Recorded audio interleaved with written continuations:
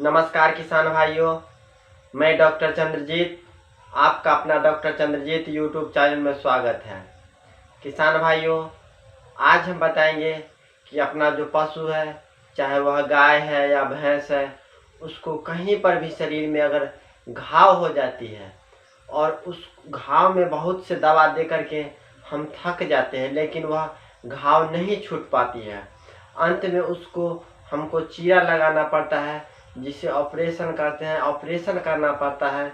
तो ऑपरेशन करने वक्त क्या क्या चीज़ का होना ज़रूरी है, इसके बारे में आज हम आपको डिटेल से बताएंगे। लेकिन उससे पहले मेरा ये वीडियो अगर आपको पसंद आए तो चैनल को सब्सक्राइब करके बेल आइकन घंटी को दबा करके ऑल पर क्लिक कर लीजिए, ताकि नेक्स्ट में हम पशु संबंधित कोई भी वीडियो डालूं तो वह आप तक पहुंचे और सबसे पहले पहुंचे। उसके अलावा किसान भाइयों, कल हमने एक वीडियो डाले थे और उसमें हम पूछे थे कि एक पशु है जो लंगड़ा रही है और वह जो है उसके 105 डिग्री फीवर है, इसका ट्रीटमेंट हम आपसे पूछे थे, जिसमें बहुत सा भाई लोग हैं, बहुत सा डॉक्टर लोग हैं जो बहुत अच्छे ढंग से ट्रीटमेंट का हमको जवाब दिए हैं और दवा बताए हैं। तो यह वीडियो के लास्ट में हम बताएंगे कि वह कौन कौन से डॉक्टर साहब है जो हम लक्षण बताए थे उसका ट्रीटमेंट बताए हैं।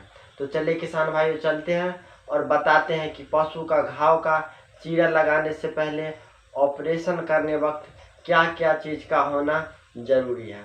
तो सबसे पहले किसान भाइयों, ऑपरेशन करने वक्त एक फोर्सेप का होना ज़रूरी है। जैसे कि फोर्सेप इस तरह से होता है, एक फोर्सेप का होना ज़रूरी है। ऐसे हम जो चीज़ें अभी बताएंगे उसका साइड में हम नाम और फोटो भी बता देंगे। तो एक फोर्सेप होना ज़रूरी है, ताकि जो है हमको इसमें ब्लेड फंसा करके जिस एरिया को चीरना है वहाँ पर हमको चीरा लगाने में बनेगा। उसके बाद आपको एक नया ब्लेड भी होना ज़रूरी है। जैसे कि नया ब्लेड है तो इसमें से इस तरह से इसे फंसाया जाता है, तो एक नया ब्लेड भी होना ज़रूरी है। उसके बाद आपको एक जाइलोकेन नाम से दवा आता है, जो कि कहीं पर भी सुन्न करने के लिए यह जाइलोकेन दवा दिया जाता है। ऐसे इसका भी फोटो हम बगल में खींच के दे दिए हैं। तो यह जो जाइलोकेन है, यह इंजेक्शन भी होना ज़रूरी है। उसके बाद रुई, यह जो रुई है, यह रुई भी होना ज़रूरी है। और साथ साथ पोटेशियम परमैंगनेट, पोटेशियम परमैंगनेट जिसे लाल पोटाश कहते हैं, वह लाल पोटाश का भी होना ज़रूरी है। हम जो है लाल पोटाश को इस डब्बा में रखे हुए हैं। साथ में घाव संबंधित जो स्प्रे आता है, जो स्प्रे अच्छा क्वालिटी का होता है, जैसे में टॉपिक्योर प्लस हो गया, डीमैग हो गया, यह 2-3 कंपनी है जो बहुत अच्छा है। वह एक उस कंपनी का एक स्प्रे लेना है, जो स्प्रे से घाव जल्दी छूट जाता है, वह स्प्रे लेना है। अब चलिए किसान भाइयों, बताते हैं कि अब इसका यूज क्या क्या है। तो सबसे पहले किसान भाइयों, यह जो फोर्सेप है, इसमें ब्लेड फंसा करके जो चीरा लगाया जाता है, आप देख रहे हैं, तो यह होना ज़रूरी है। अगर मान लीजिए डायरेक्ट अगर हाथ से हम इससे ब्लेड पकड़ के ऐसे अगर लगाते हैं चीरा, तो हाथ भी कटने का डर रहता है। और यह जो जाइलोकेन है, यह जो है घाव को सुन्न करने का काम करता है। तो अब यह जाइलोकेन देना किस तरह से है, वह आपको हम बताते हैं। तो जहाँ पर घाव है, जिस एरिया को हमको चीरना है, जिस एरिया को हमको ऑपरेशन करना है, उस एरिया के, जैसे में यहाँ पर घाव है, यहाँ पर घाव हो गया है, तो यह जो जाइलोकेन है, इसमें से 2 ml जो है घाव के ऊपर, हल्का सा घाव के जस्ट थोड़ा सा ऊपर चमड़ा में दे देना है, और 2 ml नीचे चमड़ा में, हल्का चमड़ा खींच के उसमें दे देना है। यह जाइलोकेन देने से क्या होगा कि पशु को जहाँ पर घाव रहेगा उतना दूर का एरिया जो होता है वह सुन्न हो जाएगी। और जब वह सुन्न हो जाएगी तो जब हम चीरा लगाएंगे, चीरेंगे, तो उसको किसी तरह का दर्द जो होता है वह दर्द नहीं होगी, उसको दर्द का एहसास नहीं होगी, तो इस कंडीशन में जो है हमको अच्छी तरह से वहाँ पर चीरा लगाने में बनेगा और अच्छी तरह से साफ करने में बनेगा। उसके बाद क्या है, जब चीरा लगा लेंगे तो उसको अच्छी तरह से अब साफ करना है। तो साफ कौन दवा से करना है, तो साफ जो ये पोटेशियम परमैंगनेट जिसे लाल पोटाश कहते हैं, इस लाल पोटाश को 1-1.5 लीटर पानी जो सुसुम जो गर्म पानी जिसका टेम्परेचर लगभग 37 से 38 डिग्री होना चाहिए, उस पानी में हल्का सा 1.5 लीटर पानी में चुटकी भर जो होता है लाल पोटाश उसमें डाल देना है और उसको उसमें डाल करके अच्छी तरह से मिला लेना है। लाल पोटाश और वह जो गर्म पानी है जिसका टेम्परेचर 37-38 डिग्री है उसको अच्छी तरह से मिला लेना है।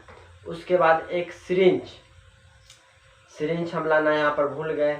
एक सिरिंज 50 ml जो सिरिंज होता है वह सिरिंज भी होना जरूरी है। उस सिरिंज की सहायता से आपको उस घाव को अच्छी तरह से साफ करना है और साफ करने के वक्त आपको जो ध्यान रखना है कि उस घाव में आपको डायरेक्ट नंगे हाथ नहीं घुसाना है।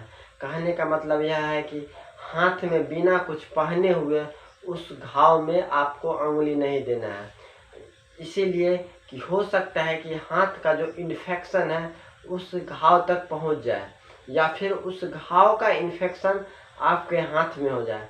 इसीलिए आपको ग्लव्स होना जरूरी है। जैसे कि ग्लव्स आता है इस तरह से, यह ग्लव्स होना जरूरी है।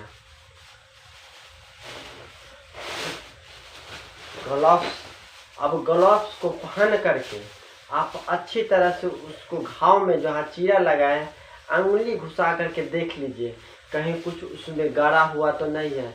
कभी कभी ऐसा भी देखा जाता है कि घाव जो होता है उसमें कुछ गड़ जाता है और अंदर कुछ गड़ने की वजह से उसमें अंदर घाव हो जाता है, रीम बन जाता है और ऊपर से जो होता है चमड़ा लॉक हो जाता है और अंदर में घाव रहती है।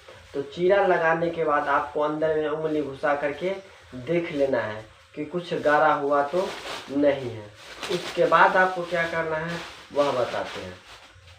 उसके बाद आपको यह जो रुई है यह रुई लेना है और आपको अंदाज़ा लगा लेना है कि जो हम चीरा लगाए हैं, घाव को चीरे हैं, ऑपरेशन किए हैं, उसमें यह रुई कितना एडजस्ट हो जाएगा, कितना चला जाएगा, उसी हिसाब से रुई ले लेना है। उसके बाद यह जो टोपी की ओर दवा है, टोपी की ओर स्प्रे आता है जो नेचुरल रेमेडीज का आता है, इसको ले लेना है और जो है इस रुइया को इस तरह से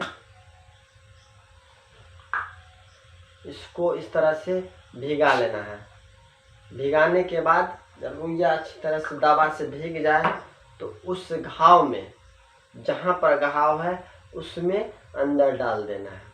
अब इतना करने के बाद किसान भाइयों आपको इंजेक्शन क्या क्या देना है यह हम कल आके वीडियो में आपको बता देंगे। इसीलिए कि अभी जो हम वीडियो में अब इंजेक्शन के बारे में बताएंगे कि अब ऑपरेशन करने के बाद इंजेक्शन क्या क्या देना है वह बताने लगेंगे तो यह वीडियो जो है बड़ा हो जाएगा। इसीलिए अब इससे आगे इंजेक्शन क्या दिए हैं, इंजेक्शन क्या देना है वह आगे बताएंगे। और हम बगल में वीडियो चल रहा है उसमें देखिए कि हम किस तरह से इस पशु को ऑपरेशन करके रीम निकाल करके साफ किए हैं। अब इंजेक्शन के बारे में जो है हम कल बता देंगे कि इंजेक्शन क्या क्या दिए हैं।